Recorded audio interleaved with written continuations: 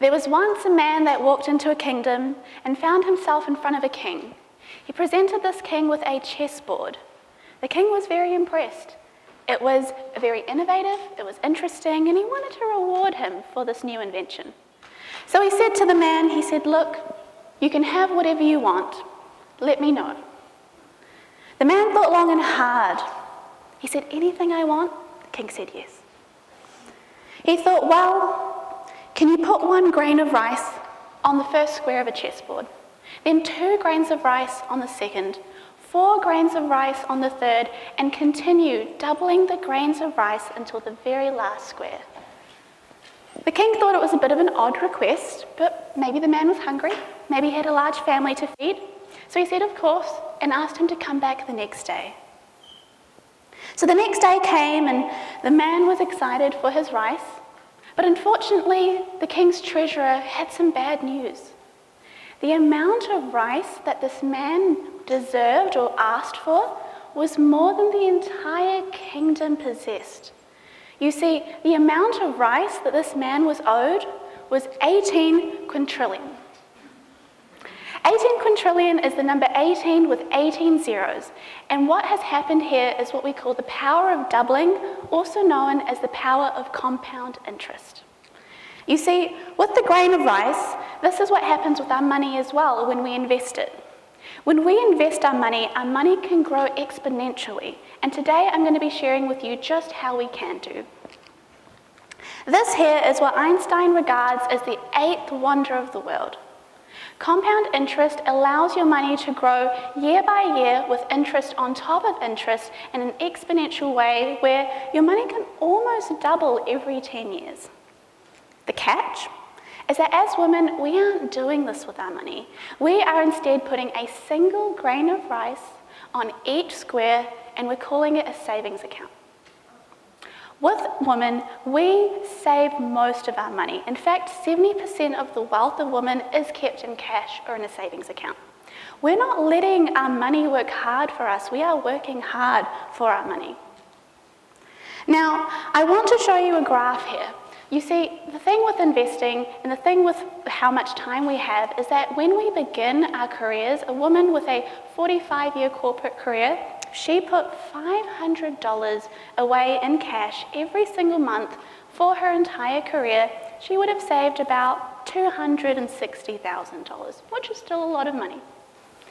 But had she invested that same amount of money in the stock market, where she would average about an 8% return every year, which is usually what it does, this is what that would look like.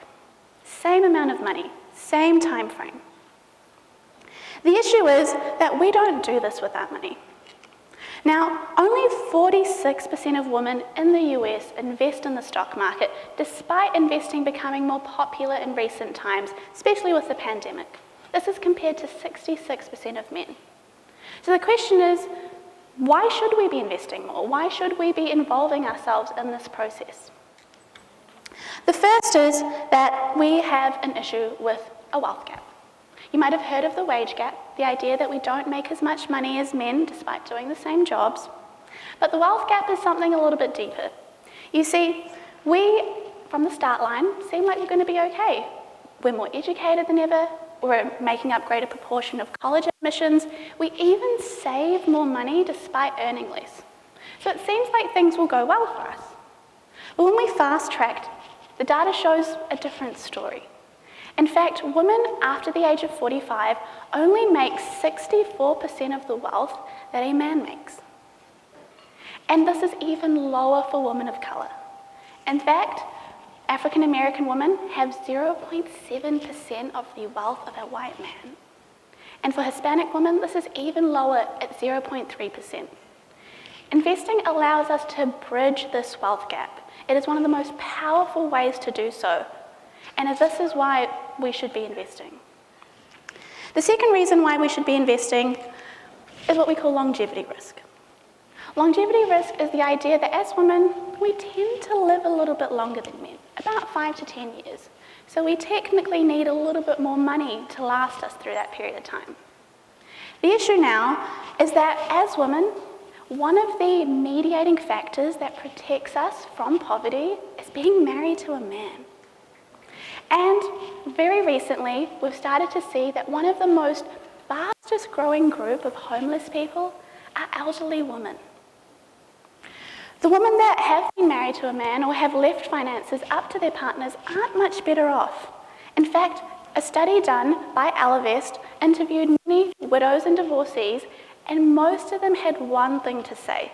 98% of them wanted to tell you one thing: to take a more active role in your money. The third reason why we should be investing is that money is freedom. You might think that having a lot more wealth will give you a nice car or a fancy home, and those things are nice, but what it really comes down to is the power of choice. Money can be used as a tool for freedom. I've seen many women in my life grow up in circumstances where they didn't get to have the choice of money. They had to put up with jobs that they didn't want to, put up with relationships where they were unsafe. They weren't able to live a life that served them best. They were putting up with more than they had to because they didn't have the financial resources to leave.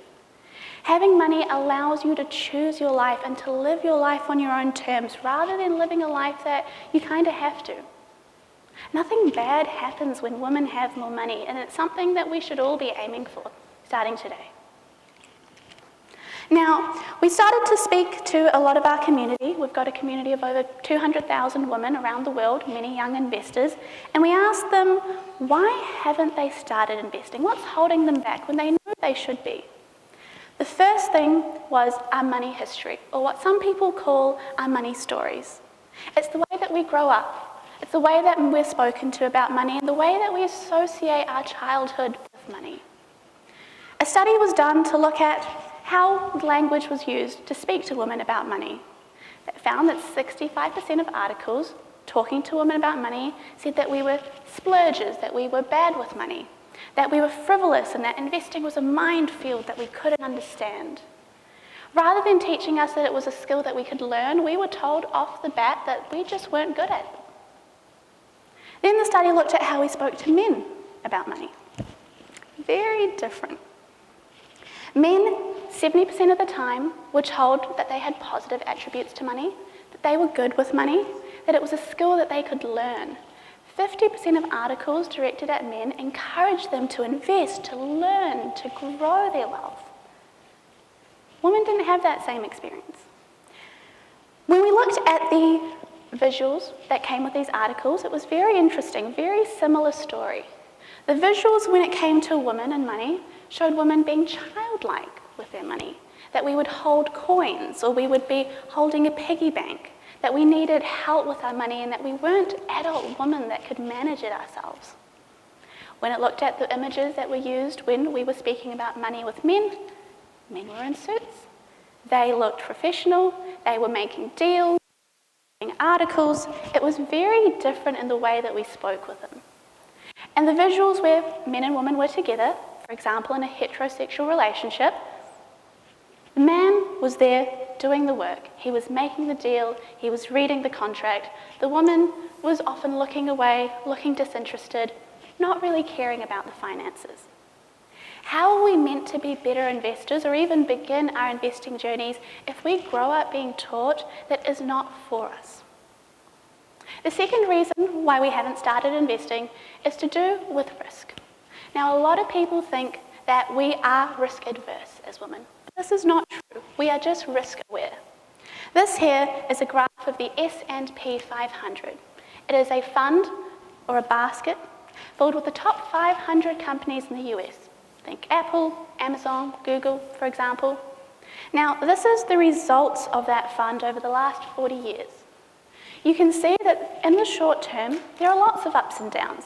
And in fact, we've gone through some turbulent times with the GFC, Black Monday, we've had the dot-com crash, and even more recently, the COVID-19 drop in March 2020. But what you can see with this graph is that after every drop, the projection is upwards.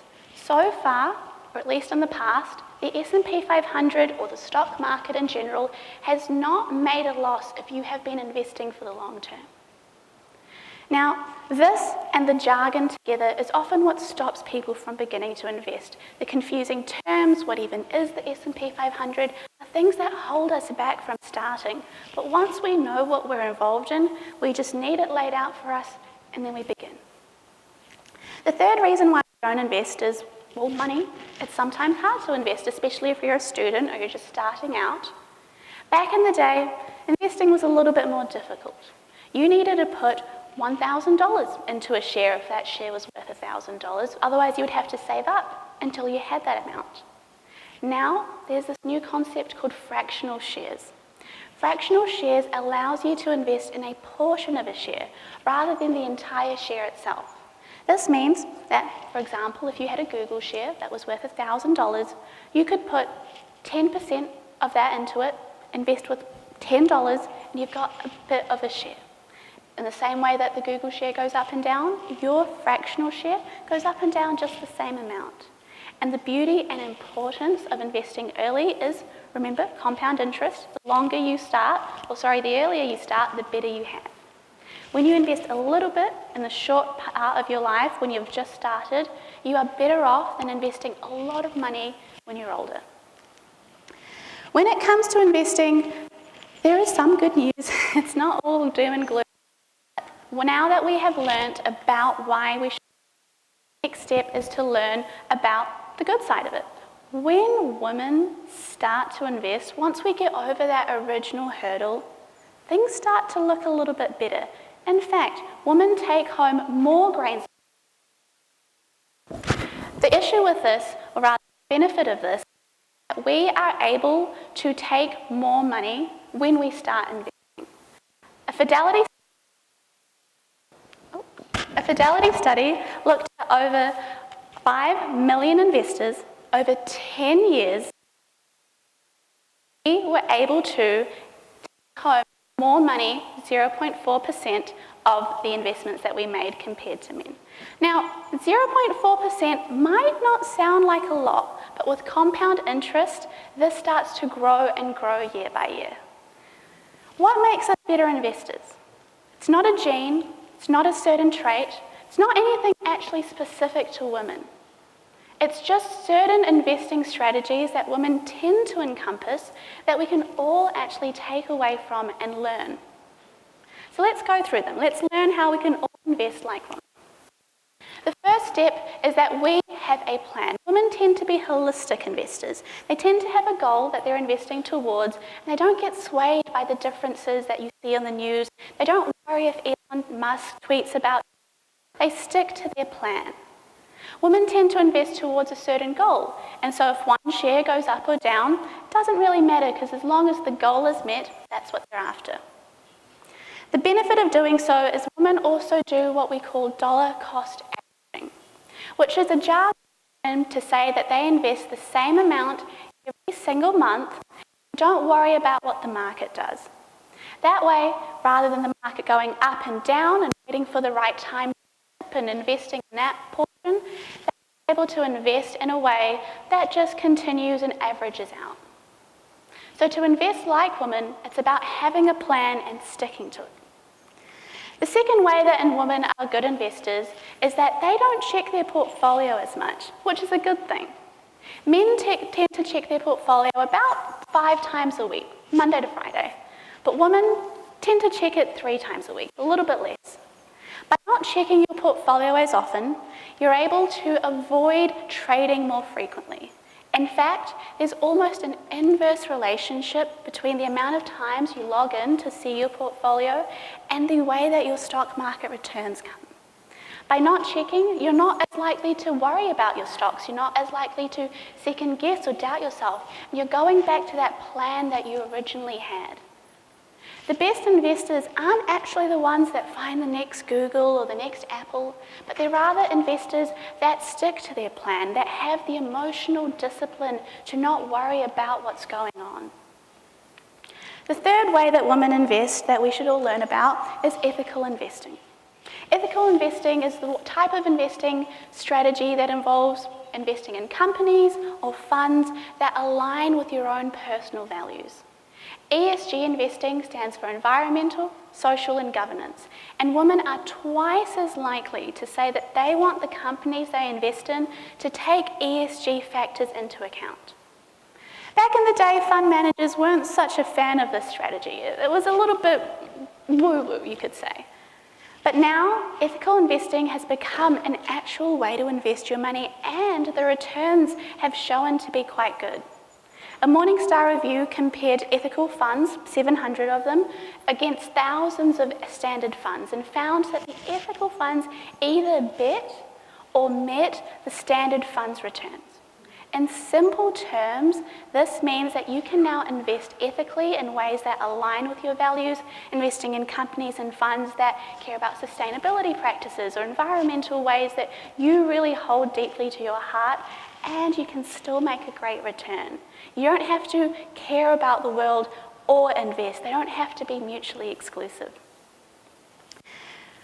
I was getting my nails done last week, and I was sitting with the nail tech who mentioned that she had recently gotten into investing.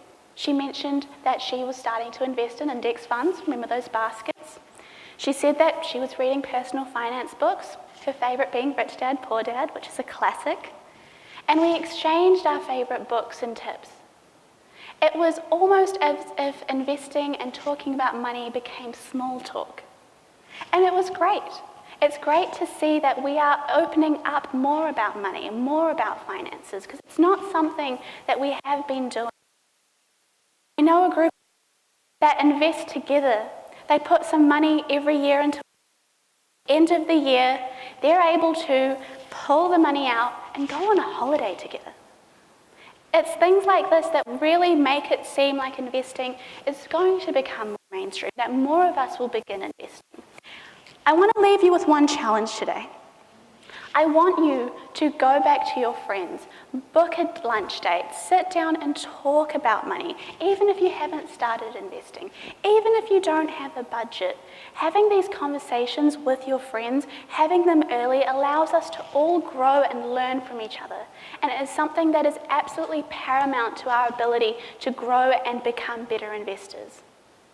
I want to leave you with one thing. I want to let you know that you do not have to stick with 64 grains of rice. I want you all to be able to walk away with 18 quintillion. Thank you.